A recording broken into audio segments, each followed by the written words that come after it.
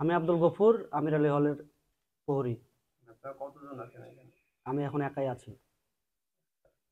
Duty কয়টা থেকে কয়টা পর্যন্ত? আমার সকাল আপনার ৬টা থেকে ১০টা ২টা পর্যন্ত। এমনিতে দায়িত্ব কতজনের আছে টোটাল? দায়িত্বে আছি, বিকালে আছে ধরেন ২ জন, রাত্রে ২ জন, সকালে ১ জন। যে আগামীকালকে যে ঈদ উল ফিতর, তো এই বিষয়ে আপনার প্রস্তুতি কি ঈদ উল ফিতরের জন্য? ঈদুল ফিতরে তো আমাদের সকালের গার্ডের ছুটি থাকে। ওই আপনার যারা মানে হিন্দু সুইপার আছে যারা, তারা ডিউটি করে। তা কারণ আপনার প্রস্তুতি কেমন আসলে ঈদের? প্রস্তুতি ভালো, আলহামদুলিল্লাহ মোটামুটি ভালো।